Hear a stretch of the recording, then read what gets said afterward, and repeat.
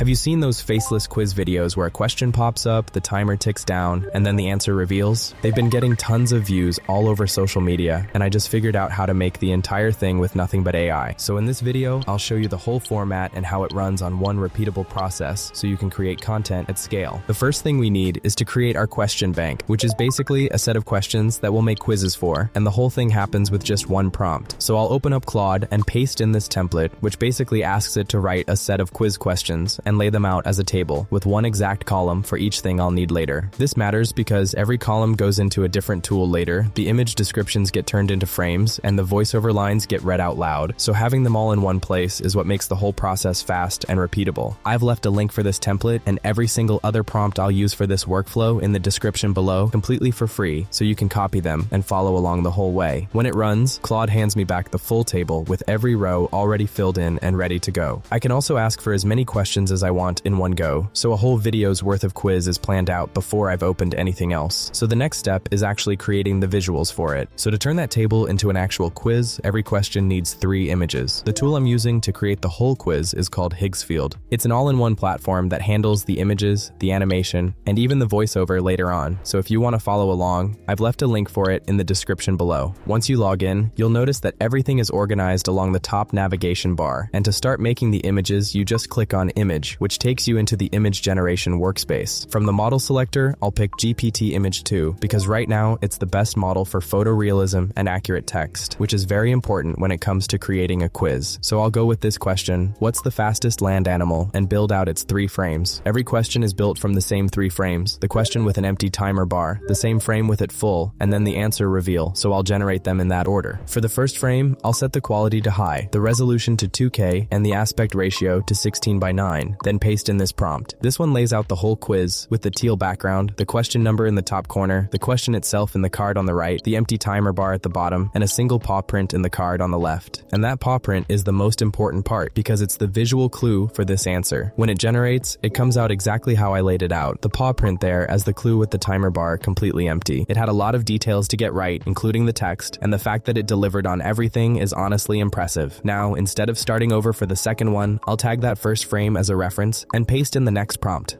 The only thing changing here is the timer bar, which is now completely full while everything else stays identical. And this is the whole trick to keeping them consistent because each frame references the one before it. So the layout, the colors, and the paw print all stay exactly the same, with the only thing that changes being the timer. If I generated each frame on its own instead, everyone would come back slightly different and the quiz would look inconsistent the moment I put it together. Then the last frame is the reveal, so I'll reference that second one and paste in the final prompt. Here only 2 things change. The paw print turns into a photoreal cheetah, and the timer bar gets replaced with the answer text, and it comes back with a picture of the cheetah that looks like someone actually captured it with a real camera, and the answer written out where the timer used to be, matching the first 2 frames perfectly. So now I've got all 3 frames for this question, looking like the same quiz at 3 different moments. But these are just images, so we still need to actually animate them. To do this, I'll head over to the video tab at the top, which takes me into the video generation workspace, and from the model selector, I'll pick Seedance 2.0. It's the best model right now for realistic motion that actually follows your prompt, which is exactly what I need to control how this quiz plays out. Now, the first time you load one of your own images in as a start frame, Higgsfield runs a quick eligibility check. So I'll go to Upload Media, then Image Generation, and click Check Eligibility, which just confirms the image is allowed before you animate it. Instead of loading one image, I'm putting in all 3 frames as the keyframes for the video. I'll load the first image as the start frame and the third image as the end frame, then drop the second one, the full timer, as an image reference for the middle. That way, Seedance animates smoothly between them instead of guessing, which keeps the timer filling evenly all the way to the answer reveal. For the settings, I'll set the duration to 15 seconds, the resolution to 1080p, the bitrate to high, the aspect ratio to 16:9, and because we've ensured that our images look like the same quiz, that consistency will also come through in the video. One setting that matters here is the audio, and I'm turning it off on purpose because the music and the ticking sound effects get added later. Then I'll paste in this prompt, which is the part that actually controls the timing. It tells the video to fade everything in over the first second, then fill the timer bar from left to right over the next 10 seconds and reveal the answer for the last 4. And that 10-second fill is the most important number here because that's the window the viewer actually gets to guess the answer before it shows. So now we get a full 15-second video where the timer fills up with smooth animation and the answer reveals right at the end, all from those 3 images. The motion is fluid and everything stays perfectly consistent, which is honestly the hardest part to get right with AI video, and Seedance 2 nailed it. But right now, this video is completely silent. silent, and to actually post it, we need to add the voiceover. So back in the main page, click on audio at the top, and from the modes, select voiceover. This is Higgsfield's text-to-speech audio generation tool, and we'll use it to create engaging voices for our video. For the voice, you can either create your own using existing samples or select one from the preset library. For this quiz, I'll go with the Maya preset, since it sounds natural reading out a question and an answer. Now, instead of generating the question and the answer separately, I'll paste both lines into one generation with a line break between them. That line break gives me a natural pause between the two, while we only make just one file to export instead of two. What is the fastest land animal?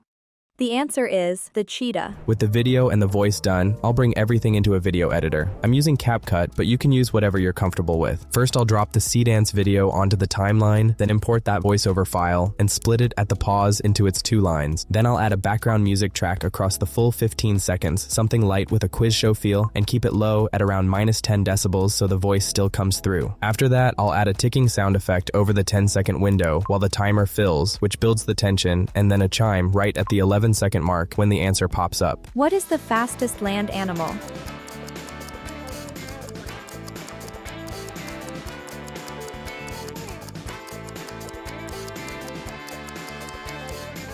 The answer is the cheetah. And that gives me one complete quiz video, with the question, the timer ticking down, and the answer revealing, all with the voice and sound synced up. So to create the rest of the questions for this general knowledge quiz, you just create your first frame based on Claude's output, and just swap in the new question and answer, and run the same 3-frame chain again. Everything else, like the layout, the settings, the timing, and the voice, stays exactly the same, so that the full quiz is consistent and ready to post. But this isn't the only format you can make, so let's see how much we can push this. The next style is a multiple choice quiz, where instead of just a question and answer, the viewer picks between 3 options before the right one is revealed. It starts the exact same way back in Claude, except this time I'll paste in the multiple choice version of the prompt. It still comes back as a table, but now each row has the question, 3 options labeled A, B, and C, the correct one marked, and the 2 voiceover lines. The one rule that actually matters is that the 2 wrong options have to be believable enough that the viewer has to think, or the quiz becomes instantly obvious. For now, I'll go with the question, what gas do plants absorb from the air, where the 3 options are oxygen, carbon dioxide, and nitrogen. Then it's the same 3-frame chain in Higgsfield with GPT image 2, each frame referencing the last so everything stays consistent. The first frame sets the new look, so I'll paste in its prompt. It's a purple background with rotating rays, the question across the top, a cartoon plant in the card on the left, and the 3 options stacked down the right with an empty timer bar at the bottom. This one has even more text than the previous format, but GPT image 2 renders it perfectly. Then the second frame just fills that timer bar, referencing the first, and the third frame is the reveal, which is where this format changes the most. The correct option B expands and turns green, the 2 wrong ones shrink and fade out, and the plant swaps into a little 3D model of a CO2 molecule. From there, I'll bring all 3 into Seedance exactly like before, the first frame as the start, the third as the end, and the middle one as the reference, with the same settings and the audio off. The one thing I'll call out in the video prompt is that all of those reveal changes need to happen together in one quick movement, instead of changing one at a time. The reveal comes out really satisfying, with the rays rotating the whole way through and the correct question getting highlighted. The voiceover is the same process. Back in the audio tab with Maya's voice, I'll paste both lines from Claude's output. This time, the answer line now reads, the correct answer is B, carbon dioxide. What gas do plants absorb from the air? The correct answer is B, carbon dioxide. Then I'll take everything into CapCut, drop in the video, split the voiceover at the pause, and add the music, the ticking, and the chime on the reveal, exactly like the first one. What gas do plants absorb from the air?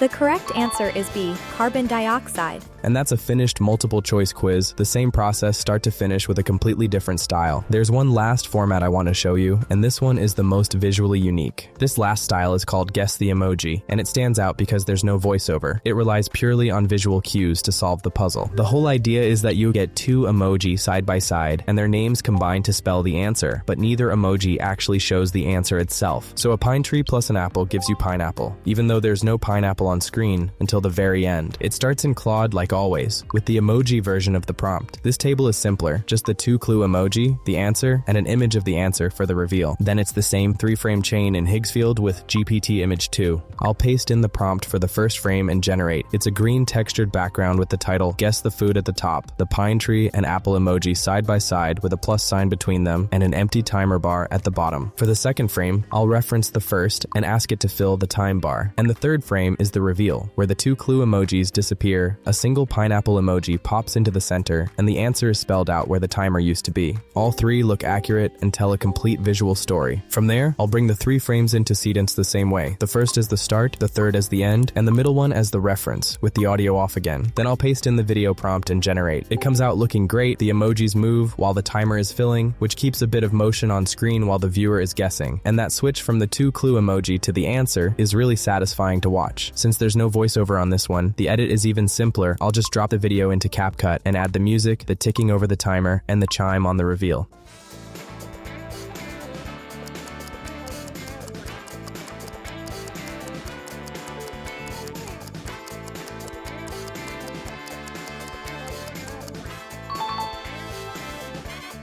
And that's all 3 styles built with the exact same process. And once you've got that process down, you can make as many of these as you want in any style, which is what makes this work as a faceless channel you can keep posting to. So if you want to create your own faceless AI quizzes and create content at scale, use the link in the description to sign up to Higgsfield. Thanks for watching, and I'll see you in the next one.